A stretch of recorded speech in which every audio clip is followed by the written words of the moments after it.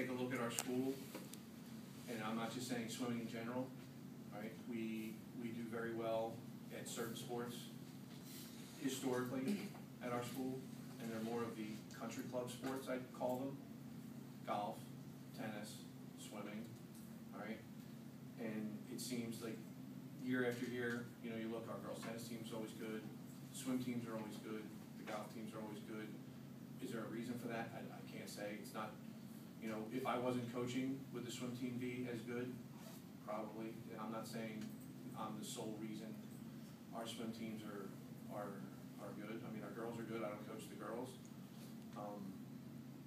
But I feel I bring, obviously, some positive stuff to swimming, to the team.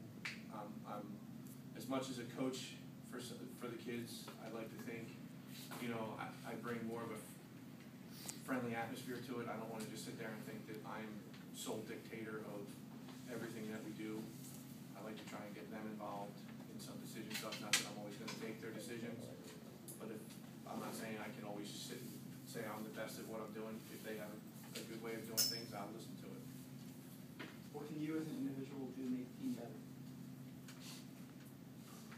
Well, seeing right now that our team this year is 0-2, and if I take my record from last year, we were 13-2. The year before that, we were 13-2. We all need to get better. We got to work harder practice-wise, and it's tough for me in a sense in the beginning of the year that I coach another sport at the same time that I'm the head coach of another sport. So I'm kind of back and forth between football and swimming. So my swimmers kind of get a little gypped in the beginning, then I'm not there, and I don't have my sole attention on them because of football. I wouldn't give up football. I do like coaching football. But I think it shows a little bit that we may not be where we need to be right now in our season. So I think practice-wise, we really need to step it up a little bit to get some of the kids that aren't my top kids in better shape to get ready for some of these meets. Yes. So how do you think the slower start in the beginning of the season affects the rest of the season though? Do you think it really impacts it? Or? Like my record? Like the fact that we've lost the first two? The first one we lost was to St. Augustine, and if I wasn't there for the first 2 weeks of practice and I brought in the Olympic coaches, I don't know in 2 weeks if they were going to get my team ready to beat St. Augustine. It's kind of a different thing. Yesterday, we lost to Clearview by 9, and not to make any excuses, I was missing my top kids. I have 3 of my top kids didn't come to my meet. They went to another swim meet for their club team, and it's one of the reasons we lost, but we still had chances during that meet to win. I think as I look at my team, I think we're kind of young still. I have a lot of young freshmen, sophomores who don't even understand. Like when the meet was over yesterday, they didn't know whether we won or lost. They just don't know how to score it. They don't know. They know they watched some good races and they know that there was some close stuff. But if I would have told them, if I didn't say anything, like guys, we lost by 9, I still think they'd walk through the hall state probably thinking that they won. So I think that's a positive for us in that they don't know as much, and I can kind of get them back on track a little easier than hanging their heads saying, oh, we stink, we're not going to be good. Because you look at what we have coming up, and in swimming, it's different, I think, than a lot of sports that you know what other teams can do. In swimming, you're either here or you're here. All right. Normally, we're here, and I'm not saying we're anywhere near down to these teams, but we're still going to swim teams that I know. Our next meet is Millville, and I know I could probably pull 5 of you out of here right now that we have a chance of beating Millville with just the 5 of us. All right, it's just historically Millville's not that good, so I think we'll be okay. If that answers your question. How do you manage head coach and swimming in football just under 2 weeks ago? It's tough. It's tough to. And football didn't have the greatest year, obviously. You know that we wanted to, and we ended well, but it was kind of as for me, it was kind of depressing. I think our football year that we had in the first week of swimming, when I was just doing, like when football finally ended and I was back into swimming, I wasn't anywhere near back into swimming yet as I should have been probably. And I think, you know, that might play a part of it, but it's tough. It's tough to get from one to the other. It's tough when I'm doing both. You know, it's freezing out before Thanksgiving, and we're standing out there until 5:30, freezing our backsides off. And then I gotta run inside and take off 8 layers of clothes and go into a hot, sweaty pool. And that's probably why I have this kennel cough that I've had for 3 weeks now. How are your styles in coaching the two teams different?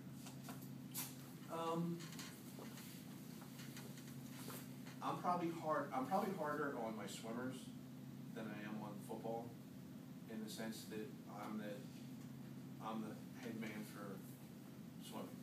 So everything kind of falls back at me. So I gotta be the one that sets the rules. You know, I'm a rule enforcer for football. I'm not the setter of it. You know, Mr. Coffey is the main man for that. You know, he makes the policies, we enforce it. You know, where in swimming, I have to make them and I have to enforce them. So I think I'm a little harder on my swimmers.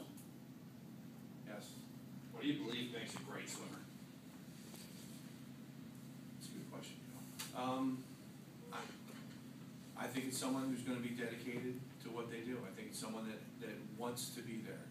I think it's someone that wants to improve on being a good swimmer. I don't think there's anyone, whether it's in our school, another school, you know, you look at these people that swim in the Olympics, I don't think there's anyone that sits there and says, I'm the greatest, I'm the best at this. You're always trying to get better. And if you have that in you to say that I wanna get better, that's what I would want as one of my swimmers. Now, how do you develop them into these swimmers? You gotta instill a good work ethic in them. You have to get them, you have to be motivated, you gotta be a good motivator. You know, swimming is a different animal in that, like I said, your face is in the water, you're out of the element that you're normally in. All right, we're all sitting here right now and we're breathing nice air. All right, you're in the pool, your face is in the water, all right, you're in a different world at that point. And you gotta be able to wanna do it. You gotta be able to wanna be the man, you know, to be the best. Yes, Kate. Do you think that there are any swimmers, that you coach that are comparable to you when you were a swimmer today? There are so many of them are better than what I was when I was here. I mean, I was actually an okay swimmer in high school. I became a lot better in college. And it was more due to the fact, when I swam here, I also played football. I did track. And I did a little bit of everything. You know, in the summer I was doing something else. I constantly was doing another sport. When I got to college, that's all I did was just swim. And I swam from September to the end of March. And you just got better by just doing that. The kids now, a lot of them basically do that. I have kids on my team that's all they are. They're just swimmers. They swim. They might get 2 weeks off in August and another 2 weeks off in like March. But their life is swimming. You know, you look at the times that they do compared to anything I did, it's night and day. I had a kid break a record the other day that it was probably 3 seconds off of what my best time was in college. You know, and the kids now are